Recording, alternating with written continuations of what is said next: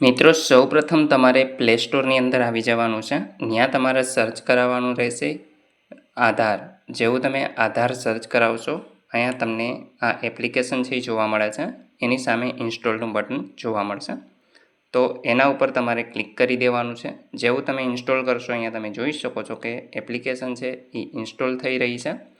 મિત્રો ઇન્સ્ટોલ થઈ જાય ત્યાર પછી તમારે એને ઓપન કરી લેવાની રહેશે. જેવું તમે એને ઓપન કરશો આ પ્રકારે તમને એપ્લિકેશન છે એ પરમિશન માંગશે. તમારે અહીંયા આપણે એલાવ કરી દેવાનું રહેશે. ત્યાર પછી મિત્રો અહીંયા તમે જોઈ શકો છો કે એપ્લિકેશન છે ઓપન થઈ ગઈ છે.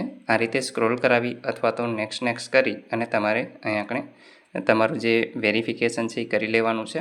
તો મિત્રો અહીંયા આપણે તમારે આઈ એમ રેડી વિથ માય આધાર આ ઓપ્શન ઉપર ક્લિક કરી દેવાનું છે અને અહીંયા તમારો આધાર નંબર છે એ નાખવાનો છે. અથવા તો મિત્રો I will do it letter આ ઓપ્શન ઉપર પણ તમે ક્લિક કરી શકો છો અને પછીથી પ્રોસેસ છે એ પાછળથી પણ કરી શકો છો. તો આપણે અત્યારે જ મિત્રો આધાર નંબર નાખી અને લોગિન થઈ જશું. તો અહીંયા હું મારા આધાર નંબર છે એ 12 આંકડાના નાખી લઉં છું અને ત્યાર પછી મિત્રો અહીંયા કન્ટિન્યુ આપી દેવાનું છે. જેવું તમે કન્ટિન્યુ આપશો ટર્મ એન્ડ કન્ડિશન તમારે વાંચી લેવાની રહેશે. અહીંયા ટિક માર્ક છે એ કરી દેવાનું રહેશે અને ત્યાર પછી પ્રોસીડના ઓપ્શન ઉપર ક્લિક કરી દેવાનું છે. તમારા મોબાઈલની અંદર જેટલા પણ સિમ કાર્ડ હશે એ પ્રમાણે તમને અહીંયા બતાવશે અને તમારે વેરિફિકેશન કરવાનું છે. તો તમારા જે મોબાઈલ નંબર છે એના ઉપર વેરિફિકેશન આવશે. હવે મિત્રો અહીંયા આપણે તમારું જરૂરી નથી કે આધાર કાર્ડમાં જે મોબાઈલ નંબર હોય એ જ વેરિફિકેશન માટે અહીંયા ફરજિયાત છે. કોઈ પણ નંબરથી તમે વેરિફિકેશન કરી શકો છો, આધારમાં લિંક હોય કે ન હોય તો એ ચાલશે. તો આપણે મિત્રો અહીંયા આપણે વેરીફાઈ છે એ કરી લઈએ છીએ અને ત્યાર પછી આ પ્રમાણે તમે જોઈ શકો છો કે પ્રોસેસ છે એ થશે. અહીંયા તમારે એલાવ આપી દેવાનું રહેશે એટલે તમારો જે SMS તમને આવશે એ ઓટોમેટિક જ અહીંયા આપણે વેરીફાઈ થઈ અને ત્યાર પછી આગળની પ્રોસેસ થઈ શકશે. તો અહીંયા મિત્રો તમને 1 મિનિટ જેટલો સમય છે એ લાગી શકે છે. તમારા ફોનની અંદર SMS આવશે.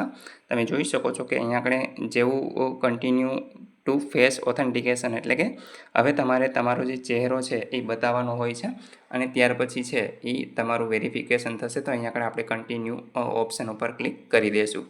હવે તમે જોઈ શકો છો અહીંયા આપણે ચશ્મા નહીં ચાલે. ત્યાર પછી કોઈ પણ લાઇટ તમારા ફેસ ઉપર આવતી હોય તો એ નહીં ચાલે. માત્ર તમારે 2-3 વખત બ્લિંક એટલે કે તમારી આંખ છે એ બ્લિંક કરવાની રહેશે અને ત્યાર પછી તમે છે એ તમારો ચહેરો અહીંયા આપણે વેરીફાઈ કરાવી શકશો.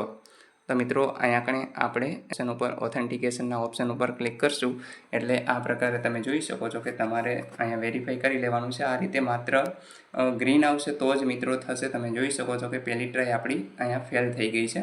તો આપણે ફરી પાછી એક ટ્રાય કરી જોઈએ છીએ. તો મિત્રો ફેલ થશે તો તમારે ફરી પાછી પ્રોસેસ કરવાની રહેશે સેમ. અહીંયા તમે જોઈ શકો છો કે આપણું જે વેરિફિકેશન છે એ ફેલ થઈ ગયું છે. તો ફેલ થાય તો તમારે ટેન્શન નથી લેવાનું, પરંતુ ફરી પાછી એ જ પ્રોસેસ છે એ તમારે કરવાની થશે. તો મિત્રો અહીંયા આપણે ફરી પાછું આપણે ફેસ છે એને મેચ કરાવી લઈશું અને ત્યાર પછી છે એ આપણે આગળની પ્રોસેસ કરીશું. તો અહીંયા આ પ્રકારે તમે જોઈ શકો છો જ્યાં સુધી ગ્રીન ન થાય ત્યાં સુધી તમારે આ રીતે એટેમ્પ છે એ કરવાના રહેશે અને રેડ હશે ત્યાં સુધી તમારું છે ફેસ છે એ ડિટેક્ટ નહીં કરે. તો મિત્રો તમે જોઈ શકો છો કે અહીંયા આપણે ફેસ છે ઓથેન્ટિકેશન થઈ ગયું છે. મેસેજ પણ આવી ગયો છે. તમે જોઈ શકો છો ફિચિંગ ડિટેલ આવી ગઈ છે. મિત્રો તમારે ખાસ ધ્યાન રાખવાનું છે, જો તમારા ફેસ ઉપર લેમ્પની લાઇટ અથવા તો કોઈ પણ પ્રકારની LED લાઇટ પણ પડતી હશે તો ત્યાં સુધી એ છે એ કેચઅપ નહીં કરે અને તમારે પ્રોસેસ છે એ ફરી પાછી કરવાની રહેશે. તો અહીંયા મિત્રો તમને પ્રોસીડનું ઓપ્શન જોવા મળે છે. તો આ ઓપ્શન ઉપર આપણે ક્લિક કરી દેવાનું છે. મિત્રો તમે જોઈ શકો છો કે હવે તમારે 6 આંકડાનો પિન છે એ જનરેટ કરવાનો રહેશે. તો અહીં મિત્રો તમારે 6 આંકડાનો પિન છે એ નાખી દેવાનો છે, જે તમારે યાદ રાખવાનો રહેશે. 2 વખત નાખવાનો છે એટલે તમારે કન્ફર્મ કરી લેવાનું છે. તો અહીંયા આપણે મિત્રો પિન નાખી દઈએ. તો મેં બંને વખત પિન નાખી દીધો છે. તમે જોઈ શકો છો કે અહીંયા આપણે મિત્રો આપણું જે આધાર કાર્ડ છે એ આપણે જોવા મળશે અને એ માત્ર QR કોડથી જ અહીંયા સ્કેન કરી અને તમે બધી ડિટેલ કાઢી શકો છો. અત્યાર સુધી કેવું હતું કે તમારા આધાર કાર્ડ ઉપર બધી જ ડિટેલ છે એ જોવા મળતી હતી, જેમ કે નામ, જન્મ તારીખ, એ બધી વસ્તુ, એજ, જેન્ડર, આ તમામ વસ્તુ તમને જોવા મળતી હતી. તો હવે પછી મિત્રો સરકાર દ્વારા આ એક નવું જે યુનિક આઈડી કાર્ડ છે આધાર કાર્ડ એ આપવામાં આવી રહ્યું છે કે જે માત્ર QR કોડથીને તમારે સ્કેન કરી અને ત્યાર પછી તમે ડિટેલ કાઢી શકો છો. તો મિત્રો આ રીતે છે એ તમે તમારું જે આધાર કાર્ડ છે એને સેફ રાખી શકો છો. આ આધાર કાર્ડ વેલિડ જ છે, માત્ર તમારે QR કોડ છે એ સ્કેન કરવાનો રહેશે.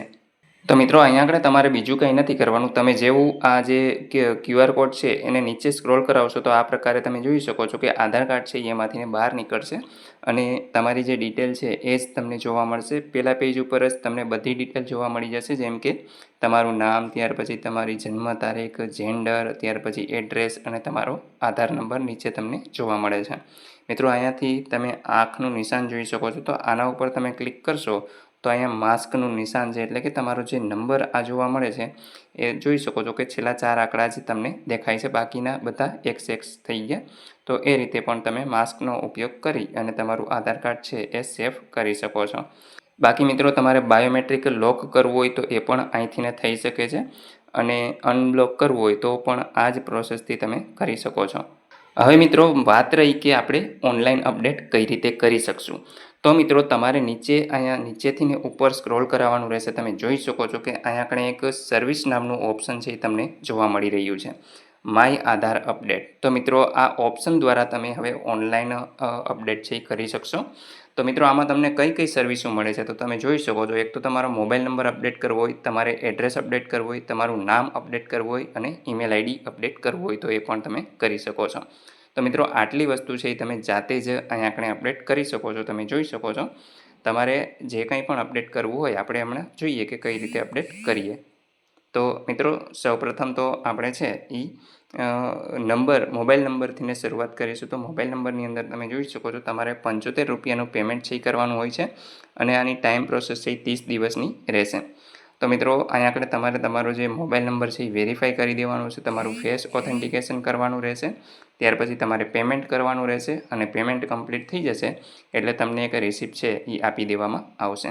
તો અહીંયા મિત્રો તમે કન્ટિન્યુ કરશો, તમે જોઈ શકશો કે તમારો જે મોબાઈલ નંબર છે એ તમને અહીંયા જોવા મળે છે. કોઈ કારણોસર તમારો મોબાઈલ ખોવાઈ ગયો તો એના કારણે તમારો નંબર જતો રહ્યો છે અથવા તો કોઈ અન્ય કારણો છે, બંધ થઈ ગયો છે કે બ્લોક થઈ ગયો હોય અને તમારે મોબાઈલ નંબર બદલાવવો હોય તો આ ખાનાની અંદર તમારે જે હવે મોબાઈલ નંબર આપવો છે એ મોબાઈલ નંબર આ ખાનાની અંદર લખી દેવાનો છે અને ત્યાર પછી સેન્ડ OTP કરવાનું છે. તો આપણે મિત્રો અહીંયા મોબાઈલ નંબર છે એ લખી દઈએ છીએ.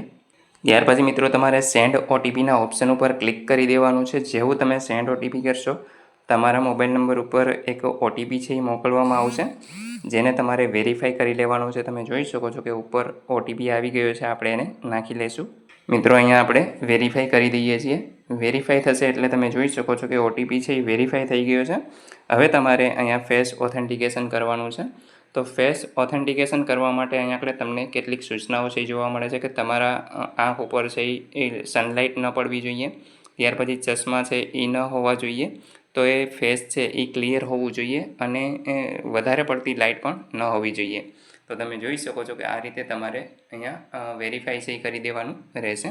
તો આપણે મિત્રો અહીંયા આગળ 3 એટેમ્પ છે એ તમને મળે છે, એ રીતે તમારે છે એ અહીંયા કરી દેવાનું રહેશે. તો જોઈ શકો છો તમે ફેસ ઓથેન્ટિકેશન થઈ ગયું છે.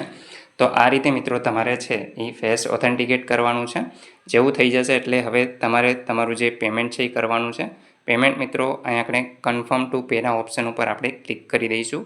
જેવું તમે ક્લિક કરશો એટલે મિત્રો અહીંયા આગળ તમારે QR code, UPI, bank, net બેન્કિંગથી અથવા તો જે પણ રીતે તમે કરવા માંગતા હોય એ રીતે અહીંયા આગળ આટલા ઘણા બધા ઓપ્શન છે એ તમને જોવા મળે છે. તો આમાંથી મિત્રો તમને જે પણ લાગુ પડતું હોય એ તમારે કરી લેવાનું રહેશે અને પેમેન્ટ થઈ જાય ત્યાર પછી તમને એક રિસિપ્ટ છે એ આપવામાં આવે છે. તો એ રિસિપ્ટ છે એ તમારે સાચવીને રાખવાની રહેશે. ત્યાર પછી મિત્રો તમને 30 દિવસની અંદર છે એ તમારું જે આધાર કાર્ડ છે એ અપડેટ થઈ અને આવી જશે. તમારો મોબાઈલ નંબર છે એ ચેન્જ થઈ અને આવી જશે. બાકી મિત્રો અહીંયા આપણે જે બીજા અપડેટ છે એ ટૂંક સમયની અંદર જ ચાલુ થઈ જવાના છે, કારણ કે અત્યારે છે એ નેમ અપડેટ ઉપર તમે ક્લિક કરશો તો કમિંગ સૂન એવું લખેલું આવે છે. તો નેમ અપડેટ છે, ત્યાર પછી ડેટ ઓફ બર્થનો પણ એક ઓપ્શન છે એ આવવાનું છે. તો મિત્રો આ બધા ઓપ્શન છે એ ટૂંક સમયની અંદર જ આવી જશે. તો મિત્રો આ ટૂંક સમયની અંદર જે પણ અપડેટ આવશે એના વિશે આપણે એક અલગથીને વિડીયો બનાવશું અને તમને જણાવશું કે કઈ રીતે અપડેટ થઈ શકે, તો તમે જાતે જ અપડેટ કરી શકો. આશા રાખું છું કે તમને આ વિડીયોની અંદર સંપૂર્ણ માહિતી મળી ગઈ છે. તેમ છતાં પણ કોઈ પ્રશ્ન હોય તો તમે કોમેન્ટ દ્વારા પૂછી શકો છો. વિડીયોને લાઇક કરી દેજો, તમારા મિત્રો સુધી શેર કરજો અને ચેનલને સબસ્ક્રાઈબ કરી લેજો, જેથી આવી કોઈ પણ માહિતી આપ સુધી પહોંચતી રહે. વિડીયો જોવા બદલ આપનો ખૂબ ખૂબ આભાર. મળીએ એક નવા વિડીયો સાથે. ત્યાં સુધી જય હિન્દ.